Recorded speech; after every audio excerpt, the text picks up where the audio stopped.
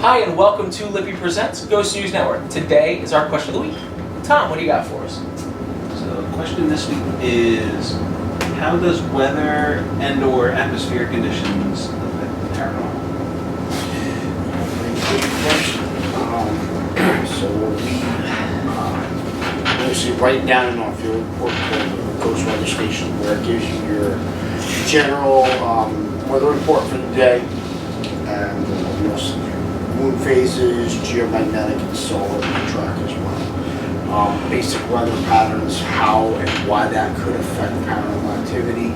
I mean, something as simple as like lightning strike that generates static electricity, generates a lot of energy. Spirits, ghosts, whatever you want to call it, need energy to manifest. It's able to draw that in to manifest. It's simple stuff like that. For the most part, why we track a lot of the weather stuff is why we track temperature for the day and dew points, because your temperature, you need to know that. We're outdoors and we're investigating, and the temperature for the weather day is 85, and we're outside, it's 80 degrees, 85 degrees. Hey, that's normal. That's good. Say if the dew point says it's 72 for the day. Okay, cool. Now we have our reference points. Now if it drops below 72, something to really take a look at. This is why we track this stuff. I think storms could stir stuff up. I remember after Sandy rolled through, we got a couple of people emailing us because it stirred so much shit up. It's paranormal activity. So we had, I think that's weather. Moon phase, I think, definitely plays a huge role.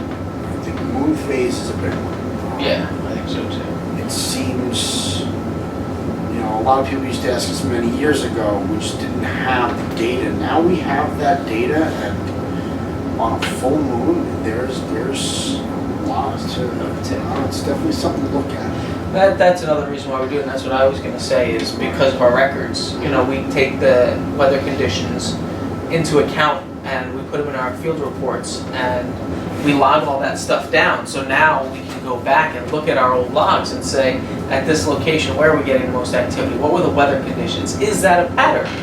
Is it, okay, well, we know that if there's a full moon, we're going to get more activity in this location versus whether there's not? Or is the temperature important? Is the humidity important? And also, another thing, like Mike was saying, is, if you've got high humidity, that means there's a lot of moisture in the air. You're taking photos. The last thing you want is false positives tricking your equipment and tricking you into thinking, oh, I just caught 100 orbs. When no, it's just moisture. It's just thick. The air is thick. So there's a lot of things like that to take into account. There's always claims of ghosts walking by people. So knowing the wind speed and direction is very important, because if it's quiet but all of a sudden you get a gust of wind, but it's expected to have speeds of that level, you can capture that as well. So, and we use equipment that detects all of that different stuff. We have thermometers that detect relative humidity, that show us the dew point, and the wet bulb. We have, our wind meter as well, which will give us our wind speed, so we know if we're within normal ranges or not. So it's also good for knowing where your bases are with all your equipment. Nothing. They got it. That's I don't know what else to add to that. I was thinking when you mentioned Sandy, what's interesting about that is Sandy was an unusual storm. Because one, it wasn't even a hurricane when it got here. It was a tropical storm. It was downgraded wasn't even a tropical storm. right before it hit us. Yeah. One of the things that made it so destructive was the pressure. It was a very low pressure. It was 920 millibars, which is Really? yeah. When it hit us, it was 920. Yeah. I would check that. I would check that. Because that is odd. 920, you're talking a Cat 5 hurricane. I know. That's exactly it, though. That's why they said it had the conditions created that scenario. I'll have to look at that. And then you throw in at the same time the flooding. A lot of it was because of the moon phase, and it's one of the reasons why the tides were so bad. So it was a weird combination of things that caused the storm. But then you throw in the paranormal aspect and the stuff that could happen afterwards. It could have been just a perfect, literal perfect storm stirred Yeah. some stuff up Yeah. around that It time. happens. There's definitely anomalies that you can't track. Things will just be just right. Yeah. Can cut across what we would typically know to happen. So, yeah. Equipment stuff is very interesting. So, anybody else have anything you want to add? No?